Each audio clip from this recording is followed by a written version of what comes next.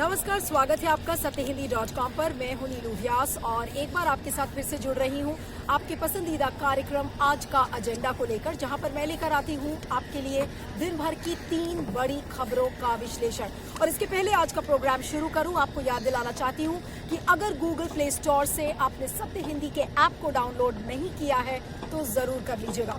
आज की मेरी लिस्ट में जो 3 स्टोरीज हैं, पहली 2 स्टोरीज अमेरिकी लोकतंत्र से जुड़ी हुई हैं। एक काला दिन अमेरिकी लोकतंत्र में दिखा जब यूएस कैपिटल के अंदर दंगाई यानी कि प्रदर्शनकारी अंदर घुसे, वहां पर 4 लोगों की मौत हो गई है। और सिर्फ सत्ता की लालच में ये कहा जा रहा है कि ट्रंप के जो समर्थक थे, डोनाल्ड ट्रंप के समर्थक, वो अंदर घुस गए ताकि जो सर्टिफिकेशन प्रोसेस पूरा उसको अंजाम दिया जा रहा था उसको किसी तरीके से रोका जा सके। इसके डिटेल्स आपको बताऊंगी। और हमारी दूसरी खबर जो अमेरिकी लोकतंत्र से ही जुड़ी हुई है, उसमें ये सवाल खड़े हुए हैं कि ये जो दंगा भड़काने वाली स्थिति यूएस कैपिटल में देखी गई और साथ में जिस तरह से प्रदर्शनकारी यूएस कांग्रेस जो सदन था पूरा वहां अंदर गए और लोगों को के साथ मारपीट की, बैरिकेड्स को तोड़ने की कोशिश की गई। अब सवाल ये खड़े हो रहे हैं कि प्रेसिडेंट डोनाल्ड ट्रंप के 13 दिन बचे हैं और क्यों ना उनके खिलाफ अब इम्पीचमेंट प्रोसेस को शुरू किया जाए। क्या है वो कानून और किस तरीके से इसको देखेंगे, उसके बारे में भी आपको बताऊंगी। और तीसरी खबर किसान आंदोलन से जुड़ी हुई है। जी हां, कल 8 जनवरी है और केंद्र सरकार और किसानों के बीच बातचीत का सिलसिला फिर से जारी होगा। लेकिन आज एक बड़ी संख्या में किसानों ने एक ट्रैक्टर मार्च निकाला, उसके डिटेल्स भी आपको बताऊंगी। लेकिन शुरुआत करते हैं हमारी आज की पहली खबर से।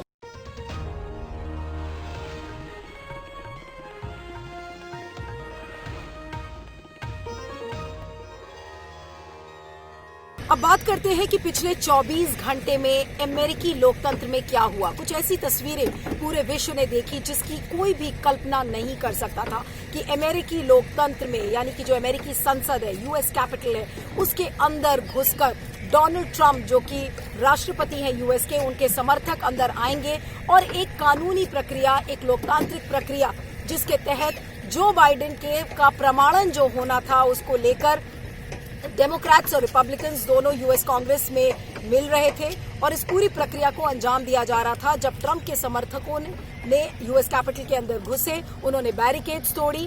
बैरिकेड्स तोड़ने के बाद नैंसी पेलोसी जो स्पीकर है, उनके ऑफिस को भी डैमेज किया और ये इस पूरी प्रक्रिया में 4 लोगों की मौत हो गई, जिसमें से कि एक महिला भी है। आज सारे जो यूएस के प्रेसिडेंट, जो पूर्व राष्ट्रपति हैं, चाहे वो जॉर्ज डब्ल्यू बुश हो, Bill Clinton, Barack Obama, Jimmy Carter, सब ने इसकी कड़ी निंदा करी है और ये कहा है कि this is not what America stands for, this is not what American democracy stands for. और सिर्फ इन पूर्व राष्ट्रपतियों से ही नहीं बल्कि विश्व के तमाम लीडर्स ने इसकी कड़ी निंदा की है। उस पर प्रधानमंत्री नरेंद्र मोदी ने भी कहा है कि जो पूरा ट्रांजिशन प्रोसेस है, जो हस्तांतरण का प्रोसेस है, उसको पीसफुली कहीं ना कहीं कैरी आउट करना चाहिए। तो इसको लेकर तमाम सवाल खड़े हुए हैं कि कैसे अमेरिकी लोकतंत्र में इस तरीके का हादसा हमने देखा। अब आपको बता दें कि जब से परिणाम आया है चुनाव का, तब से डोनाल्ड ट्रंप का एक ही स्टेटमेंट वो देते रहे हैं कि ये पूरा इलेक्शन वॉज स्टोलन, यानी कि इस पूरे इलेक्शन को चुराया गया, उसमें इलेक्शन फ्रॉड किया गया। और उन्होंने अभी भी हार नहीं मानी है, he has not considered. And उन्होंने एक बुधवार को एक रैली भी की थी और उस रैली में डोनाल्ड ट्रंप ने अपने समर्थकों को उकसाया था कि जिस समय 6 जनवरी को ये पूरा सर्टिफिकेशन प्रोसेस यूएस कांग्रेस में होगा, उस समय आप लोग हमला बोलिए। और सबसे जो दुर्भाग्यपूर्ण बात है कि जब ये प्रदर्शनकारी अंदर घुसे हैं तो उसके बाद डोनाल्ड ट्रंप ने एक ट्वीट किया है और इन प्रदर्शनकारी या दंगाई कह लें आप इनको, इनके लिए एक पेट्रियट का वर्ड इस्तेमाल किया है, यानी कि ये राष्ट्रवादी है। और उसके बाद डोनाल्ड ट्रंप ने डिलीट भी कर दिया। इनफैक्ट जो उनके जो ट्विटर अकाउंट्स थे, फेसबुक का अकाउंट था, उसको तुरंत सस्पेंड कर दिया गया है। यानी कि इस समय अगर आप ट्विटर और फेसबुक पर उठाकर कोई भी डोनाल्ड ट्रंप का वीडियो देखना चाहेंगे तो आप नहीं देख सकते हैं। तो किस तरीके से इस हेट्रेड को, इस सेंटिमेंट को वेपनाइज किया जा रहा है अमेरिकी लोकतंत्र में, ये अपने आप में दिखता है। जो दक्षिणपंथी ताकतें हैं उनको किस तरीके से उकसाया है डोनाल्ड ट्रंप ने कि पूरा जो अमेरिकी लोकतंत्र है वो बिल्कुल विभाजित है। लेकिन आपको ये बता दें कि इस पूरी प्रक्रिया में डोनाल्ड ट्रंप की खुद के जो समर्थक हैं, खुद के बड़े रिपब्लिकन्स हैं, उन्होंने इस बात का विरोध किया है। अब आपको एक एक करके थोड़े से नाम बताती हूँ जो मेरे सामने हैं। जैसे कि जो व्हाइट हाउस के मेंबर है स्टेफनी ग्रिशैम, उन्होंने, और जो कि मिलानिया ट्रंप की स्टाफर थी, उन्होंने रिजाइन किया। उसके बाद मिच मैकोनेल ने इस बात को कहा कि ये जो पूरा राइट है it's a failed insurrection. Insurrection उस शब्द को हम कहते हैं कि जब हम चैलेंज करते हैं एक अथॉरिटी को, यानी कि एक सरकार को। कई लोगों ने तो ये कहा है कि इस समय बिल्कुल हद हो गई है। इनफैक्ट जो बाइडेन ने भी कहा था कि enough is enough and time has now come where we need to preserve our democracy. तो ये आज जिस तरीके का हमने जो तस्वीरें देखी हैं वो आज साफ जाहिर करता है कि अमेरिकी संसद को, यूएस कैपिटल को बिल्कुल युद्ध क्षेत्र में बदल दिया है डोनाल्ड ट्रंप के समर्थकों ने। और सिर्फ किस लिए? क्योंकि डोनाल्ड ट्रंप ने उनको उकसाया था। इसके बारे में आपका क्या फीडबैक है जरूर बताइएगा। मैं आगे चलती हूँ।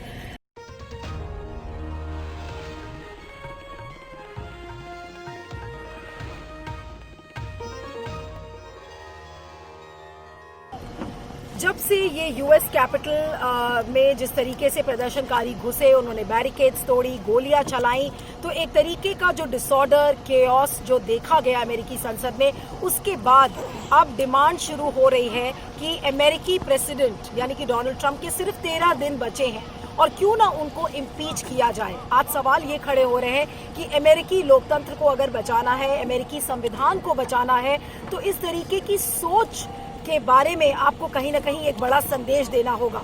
और बड़ा संदेश तभी होगा, सारे जो संविधान के एक्सपर्ट्स हैं उन्होंने ये कहा है कि अमेरिकी संविधान में आर्टिकल 25 है, अगर उसको इन्वोक किया जाएगा तो उसके तहत अमेरिकी राष्ट्रपति को इम्पीच किया जा सकता है। अब सवाल ये उठता है कि उनके सिर्फ 13 दिन बचे हैं और 13 दिन बचे हुए हैं, क्या उसके पहले सारे सेनेटर्स, सारे रिपब्लिकन्स इस चीज के लिए तैयार होंगे या नहीं होंगे, उसको लेकर बड़े सवाल खड़े हो रहे हैं। लेकिन एक जो नैरेटिव इस समय बन रहा है कि the president should be impeached right away. अब आपको बता दें, कुछ लोगों ने तो ये भी कहा है कि माइक पेंस जो वाइस प्रेसिडेंट है, उनको डोनाल्ड ट्रंप को इम्पीच करके उनको वाइस प्रेसिडेंट माइक पेंस को प्रेसिडेंट बनाया जाए, वो 46 प्रेसिडेंट बनेंगे। और जो पूरा ट्रांजिशन का प्रोसेस है जिसको 20 जनवरी यानी कि 20 जनवरी को खत्म होना है, तो उस दिन ये कहा जा रहा है कि फिर से जो बाइडेन को 47th प्रेसिडेंट बनाया जाएगा। तो इसको लेकर इस समय काफी शोर शुरू हो रहा है कि इस डोनाल्ड ट्रंप को इम्पीच किया जाए। लेकिन आपको बता दें कि इस पूरी जो पूरा ये इवेंट था, पूरा जो हादसा था, इसकी कड़ी निंदा भी लोगों ने की है। लेकिन अब बड़ा सवाल ये है कि प्रेसिडेंट को इम्पीच कैसे किया जाएगा। अभी भी उन्होंने हार नहीं मानी है और उन्होंने कहा है कि एन इलेक्शन, डोनाल्ड ट्रंप ने कहा था कि an election which is stolen cannot be considered, यानी कि आप अपनी हार स्वीकार नहीं कर सकते उस चुनाव के बारे में जिस चुनाव को चुराया गया है। यानी कि Donald Trump still is very obstinate, वो अभी भी यही कह रहे हैं कि उनकी हार नहीं है बल्कि इस इलेक्शन प्रोसेस की हार है। तो अब ऐसे में किस तरीके का सपोर्ट जुटा पाते हैं ताकि डोनाल्ड ट्रंप को इम्पीच किया जा सके, उस पर अभी बड़े सवाल खड़े हैं। लेकिन आर्टिकल 25 इस समय फिर से चर्चा में आ गया है कि अमेरिकी संविधान में आर्टिकल 25 को इन्वोक किया जाए और इस आर्टिकल 25 के तहत डोनाल्ड ट्रंप के इम्पीचमेंट प्रोसेस को हरी झंडी दी जा सके। लेकिन दी जाएगी या नहीं दी जाएगी, 13 दिन खाली बचे हैं, तो उस पर भी बहुत सारे सवाल खड़े हुए हैं। अब आपको मैं ये भी बताना चाहती हूँ कि अमेरिका की हिस्ट्री में इस तरीके का हमला, इस तरीके का जो breach of US Capitol Hill अगर है, तो वो हमने इसके पहले 1812 में देखा था, द बर्निंग ऑफ वॉशिंगटन जिस एपिसोड को कहा जाता है। और उसके बाद यानी कि 1812 के बाद आज इतना बड़ा हमने एक हमला यूएस कैपिटल में देखा कि किस तरीके से प्रदर्शनकारी अंदर घुसते हैं और एक लोकतांत्रिक प्रक्रिया पर प्रहार करते हैं। लेकिन आज बड़े सवाल इस समय लोकतंत्र के सामने खड़े हैं, चाहे वो विश्व की सबसे बड़ा लोकतंत्र हो या विश्व का सबसे छोटा लोकतंत्र हो, कि अपने लोकतंत्र को कैसे बचाया जाए, संविधान को कैसे बचाया जाए। हमारी जो वैल्यूज है, हमारा जो वैल्यू सिस्टम है, चाहे वो पॉलिटिकल वैल्यूज हो चाहे सोशल वैल्यूज हो, वो आज क्या होनी चाहिए राजनीति में, ये सारे सवाल तमाम हमारे सामने खड़े हैं। चाहे वो आज डोनाल्ड ट्रंप हो, चाहे प्रधानमंत्री नरेंद्र मोदी का कार्यकाल हो, उसमें कोई दो कंपैरिजन नहीं है।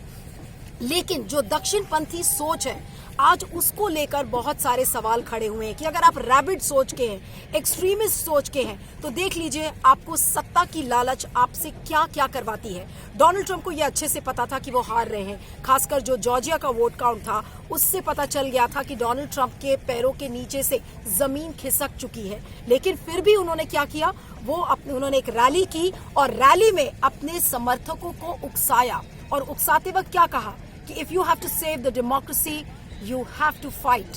और इस तरीके से उन्होंने उकसाते उकसाते इस तरह से उकसाया कि जिस समय ये पूरी प्रक्रिया, जो प्रमाणन वाली जो प्रक्रिया है वो चल रही थी, सर्टिफिकेशन प्रोसेस जब चल रहा था, तो उसी दौरान ये सारे दंगाई अंदर घुसते हैं। तो अब आप ये सोचिए कि ये जो पूरा एपिसोड था ये कितना बड़ा लर्निंग लेसन है हमारे देश के, विश्व के, इनफैक्ट सारे लोकतंत्र के लिए, कि लोकतंत्र की आज जो ताकत है, लोकतंत्र को कैसे बचाया जाए।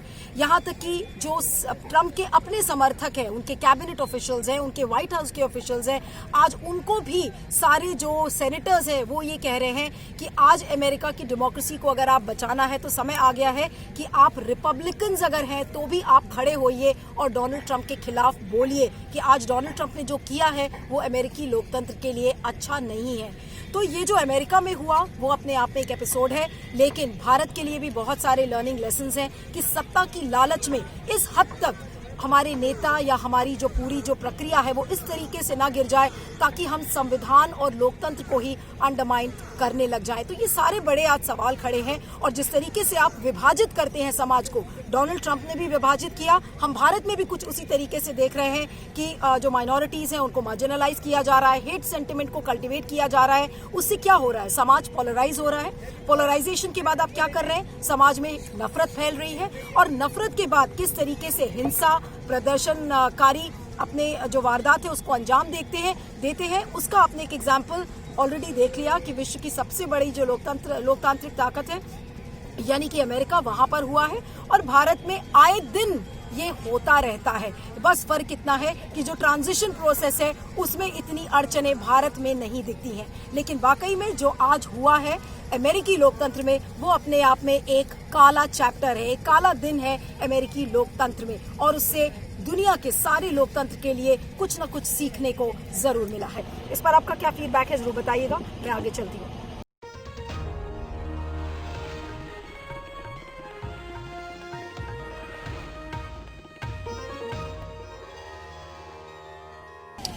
बात करते हैं किसान आंदोलन की। आज 43rd डे है किसान आंदोलन का और आज किसानों ने भारी संख्या में एक ट्रैक्टर मार्च निकाला। बड़ा ट्रैक्टर मार्च था जिसमें कि जो पेरिफेरल एक्सप्रेसवे है उससे शुरू होकर और जितने भी किसान बॉर्डर्स पे खड़े हुए थे उन्होंने बताया जा रहा है कि ऑलमोस्ट 3500 ट्रैक्टर्स सड़क पे उतरे और किसानों ने अपने गुस्से को जाहिर किया। और ये जो ट्रैक्टर मार्च आज निकाला गया था, किसानों का ये कहना है कि ये पूरा एक रिहर्सल है। 26 जनवरी की जो परेड होगी उससे पैरेलल किसान एक परेड निकालेंगे जिसका नाम होगा किसान परेड। तो ये जो भारी संख्या में आज किसान निकले वो अपना एक संदेश देने की कोशिश कर रहे थे, ठीक एक दिन पहले जब केंद्र सरकार और किसानों के बीच में कल बातचीत होनी है। 7 राउंड्स की बातचीत हो चुकी है, उसका कोई हल नहीं निकला है। जितनी भी बातचीत थी वो निर्णात्मक अभी तक साबित नहीं हुई है। 2 चीजों पर जो अभी तक सहमति बनी है वो है पराली जलाने के मामले पर, उस पर एक सहमति बनी थी और इलेक्ट्रिसिटी बिल को लेकर सरकार मान गई थी और किसान भी मान गए थे। लेकिन जो 2 देशव्यापी जो मांगे हैं कि तीनों कृषि कानून को वापस किया जाए, किसानों की ये मूलभूत डिमांड है, और दूसरी ये कि एमएसपी का जो गारंटी बिल है वो लाया जाए, इसको लेकर किसानों के मन में अभी भी शंका है। आज भी किसानों ने कहा है कि वो इससे कम में नहीं मानेंगे। उनकी जो बेसिक डिमांड है कि इन तीनों कृषि कानून को वापस लिया जाए और एमएसपी गारंटी बिल लेकर आया जाए। तो अब देखना यह है कि कल जो बातचीत होती है उसको लेकर सरकार और किसान कितने फ्लेक्सिबल नजर आते हैं, क्योंकि किसानों ने कहा है कि अगर कल की बातचीत में भी कोई ऐसा हल नहीं निकलता तो वो अपने आंदोलन को और भी ज्यादा तेज करेंगे। कल आपने देखा था कि सुप्रीम कोर्ट ने जब ये कृषि कानून पर ये सुनवाई हो रही थी, बहुत सारी याचिकाएं सुप्रीम कोर्ट में फाइल की गई हैं, तो उन याचिकाओं की सुनवाई के दौरान जस्टिस बोबडे ने एक बहुत ही कड़ा संज्ञान लिया और उन्होंने कहा कि जमीनी हकीकत यह है कि अभी बातचीत का कोई फायदा निकल कर नहीं आ रहा है। सुप्रीम कोर्ट ने यह भी सजेस्ट किया था कि अगर सरकार चाहे तो एक सुझाव था सुप्रीम कोर्ट का कि अगर वो चाहे तो ये तीनों कृषि कानून को थोड़े दिनों के लिए सस्पेंड कर सकती है, लेकिन सरकार इस चीज के लिए तैयार नहीं है। तो एक तरफ सरकार भी अड़ी हुई है, दूसरी तरफ किसान अड़े हुए हैं, लेकिन अब देखना यह है कि कल क्या कोई बीच का रास्ता निकल पाता है या नहीं निकल पाता है। लेकिन फिलहाल किसान अपना मन बना चुके हैं कि वो आंदोलन को तेज करेंगे। इस पर आपका क्या फीडबैक है जरूर बताइएगा। आज की एजेंडा की 3 खबरों में इतना ही। आप मुझे ट्विटर पर फॉलो कर सकते हैं, मेरा ट्विटर हैंडल है @neelu317। और चलते चलते याद दिलाना चाहती हूँ कि अगर गूगल प्ले स्टोर से आपने सत्य हिंदी के ऐप को डाउनलोड नहीं किया है तो जरूर कर लीजिएगा। बने रहिएगा सत्य हिंदी पर। Thank you so much. सत्य हिंदी का ऐप डाउनलोड करें गूगल प्ले स्टोर पर।